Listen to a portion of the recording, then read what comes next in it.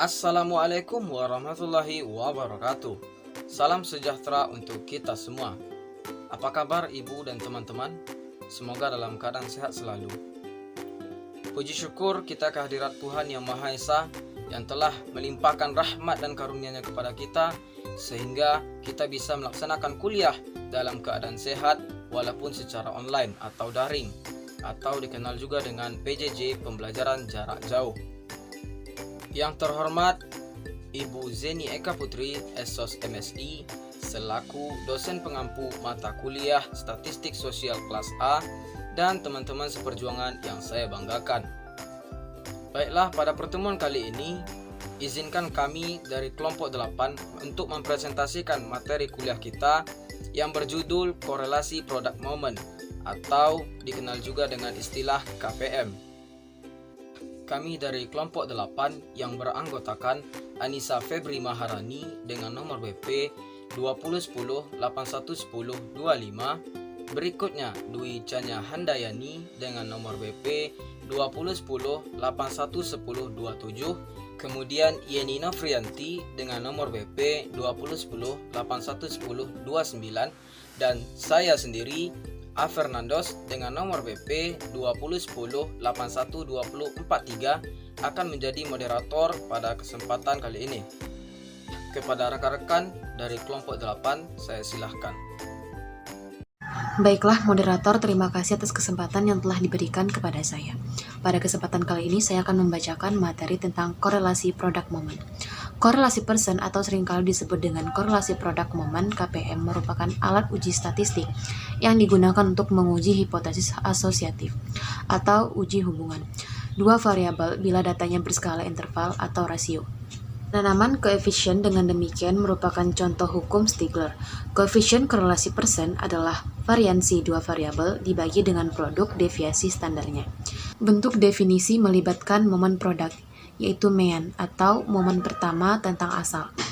Produk dari variabel acak yang disesuaikan rata-rata.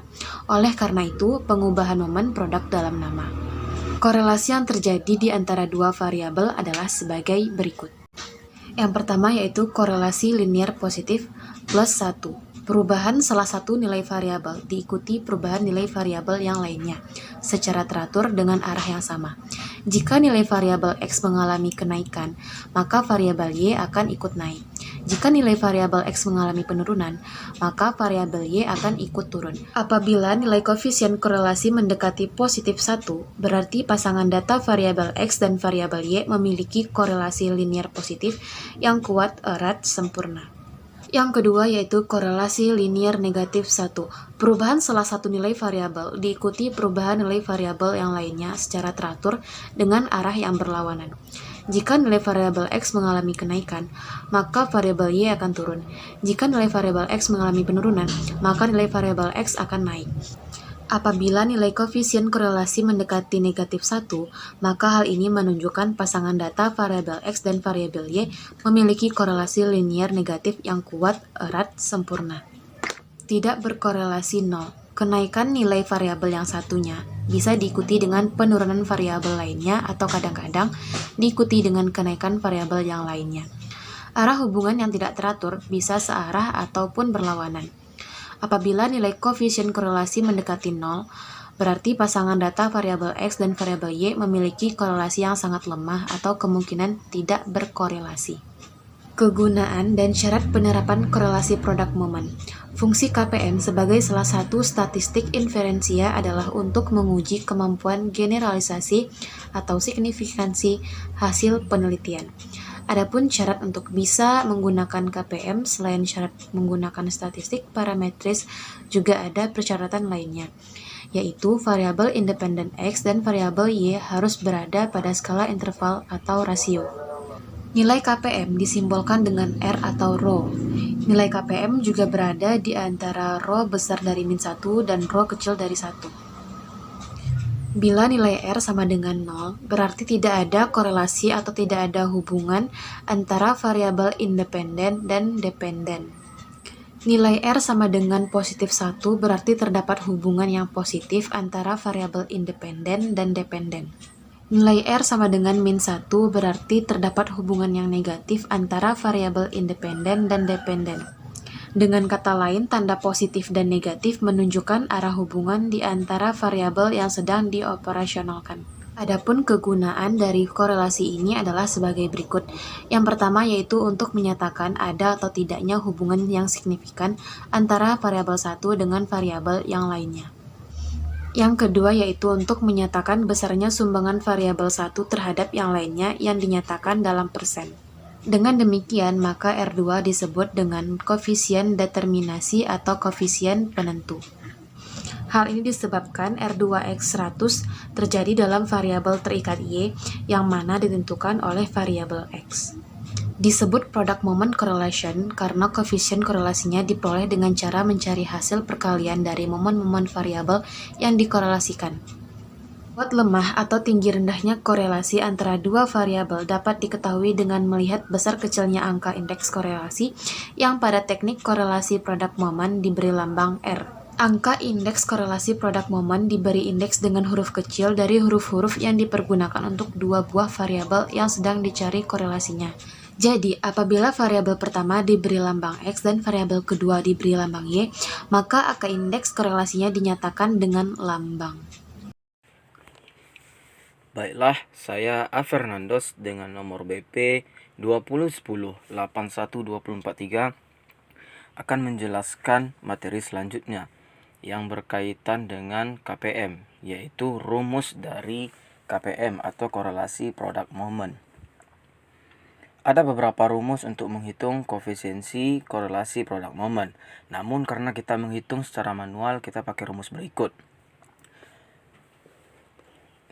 Rumus KPM ini dilambangkan dengan huruf R atau dibaca dengan rho XY. Nah, rumusnya yaitu rho XY sama dengan N kali sigma XI kali YI dikurang sigma XI kali sigma YI dibagi dengan akar kuadrat dari buka kurung N sigma XI kuadrat dikurang buka kurung sigma XI tutup kurung dikuadratkan tutup kurung buka kurung N sigma YI kuadrat dikurang buka kurung sigma YI tutup kurung dikuadratkan lalu ditutup kurung. Nah, keterangannya RXY itu dibaca rho XY. Itu sama dengan koefisiensi korelasi antara variabel X dan variabel Y. XI nilai data ke I untuk kelompok variabel X. YI nilai data ke I untuk kelompok variabel Y, dan N adalah banyak data. Selanjutnya, penafsiran korelasi product moment. Nah, koefisiensi korelasi berkisar dari min 1 hingga 1. Nilai 1 menyiratkan bahwa persamaan linier menggambarkan hubungan antara X dan Y dengan sempurna.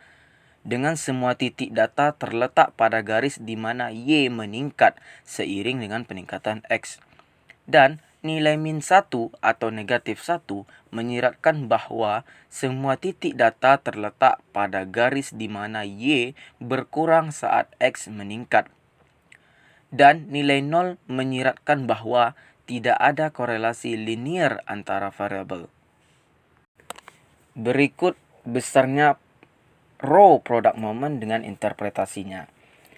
Nilai rho product moment 0 sampai 0,2 itu menginterpretasikan bahwa antara variabel X dengan variabel Y memang terdapat korelasi. Akan tetapi korelasi itu sangat lemah atau sangat rendah sehingga korelasi itu diabaikan atau dianggap tidak ada korelasi.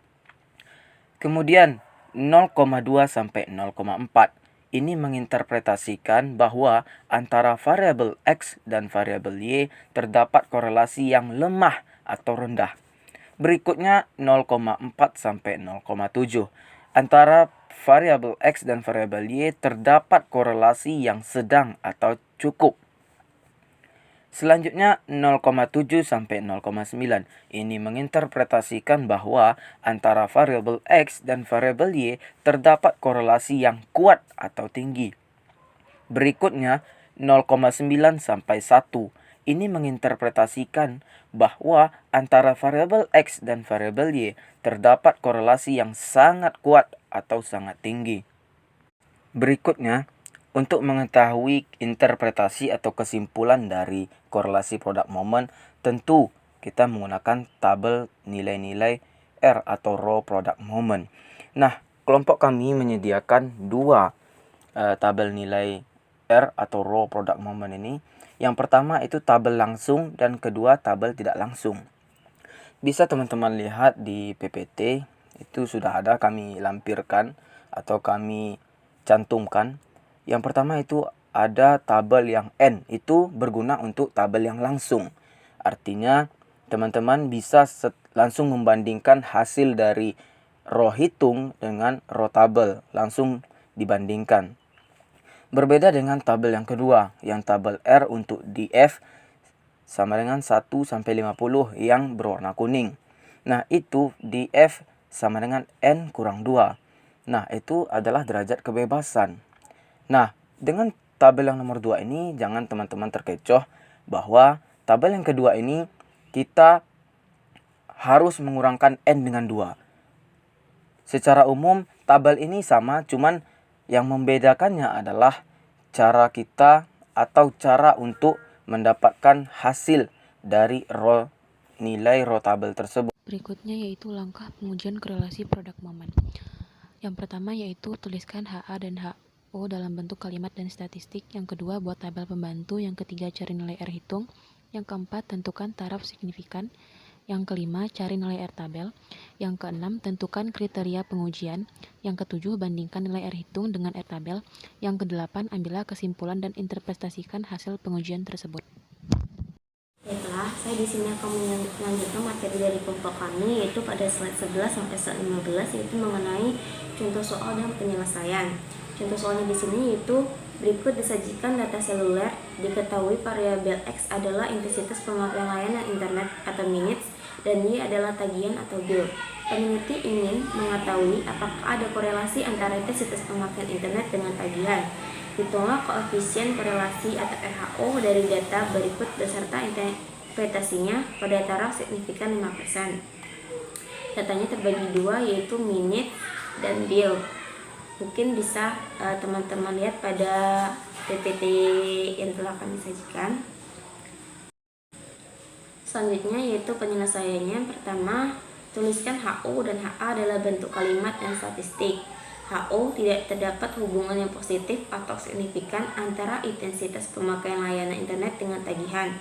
HA ada hubungan positif dan signifikan antara intensitas pemakaian layanan internet dengan tagihan. Selanjutnya yaitu untuk mempermudahnya, yang kedua kita akan membuat dalam bentuk tabel pembantu. Pada tabel ini yaitu terbagi atas data X, data Y, data X, data XY yang didapat dari perkalian dari data Y dan data X kuadrat, yaitu didapat dari pengkuadratan data X dan data Y kuadrat, yaitu pengkuadratan dari data Y. Setelah kita mencarinya, maka kita akan menjumlahkan berapa secara keseluruhan data Y, data X, data XY, data X kuadrat, dan data Y kuadrat. Setelah membuat tabel membantu, maka selanjutnya kita akan mencari nilai R hitung dengan rumusnya, yaitu sigma XY dikurang sigma X kali Y dibagi dengan akar kuadrat dan sigma X kuadrat dikurang sigma X dikuadratkan lalu dikali sigma Y kuadrat dikurang sigma Y kuadrat. Maka kita masukkan yaitu 6 di sini didapat karena di rumus ada N. N kan banyak data, jadi banyak data dari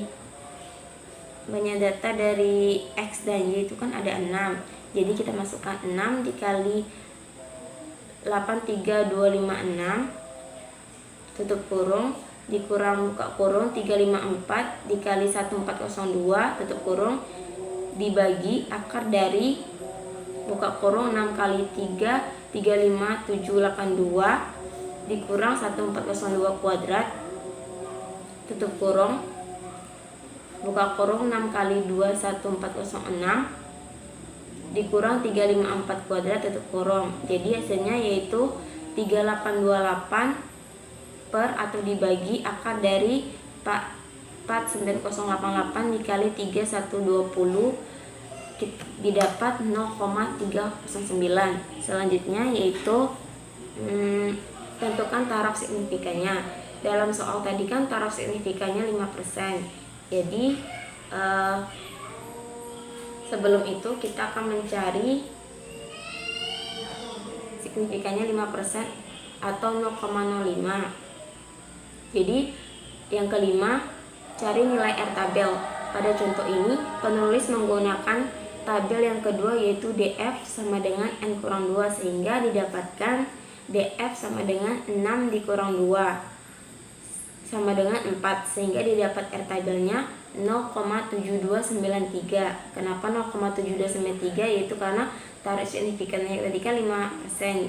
Terus R tabelnya didapat 4. Jadi di slide sebelumnya kan telah dijelaskan tadi R tabelnya, jadi didapat 0,7293. Selanjutnya yaitu yang keenam, tentukan kriteria pengujian sebagai berikut.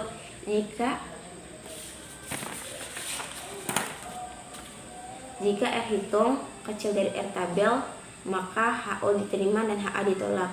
Jika R hitung besar dari tabel, maka HO ditolak dan HA diterima. Yang ketujuh yaitu bandingkan nilai R hitung dengan R tabel. R hitung yang kita dapat tadi kan 0,309 dan R tabelnya 0,7293. Maka secara tidak langsung HO diterima dan HA ditolak.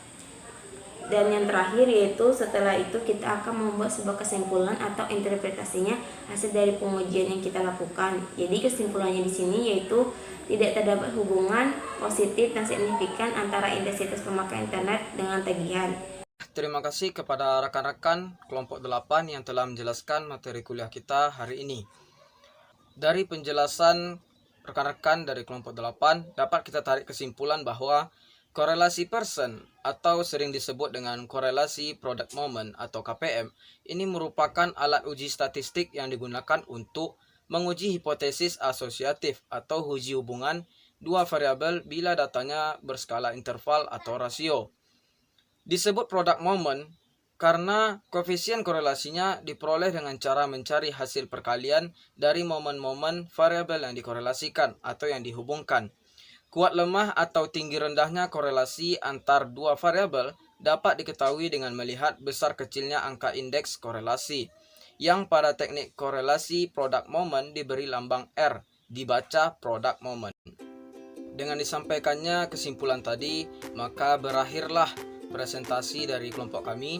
Saya A. Fernandos dengan nomor BP 2010-81243 mewakili rekan-rekan dari kelompok 8. Mohon maaf apabila ada kesalahan dan kekurangan dalam penyampaian atau kata-kata kami ada yang menyinggung perasaan ibu dan teman-teman sekalian. Kami mohon maaf yang sebesar-besarnya.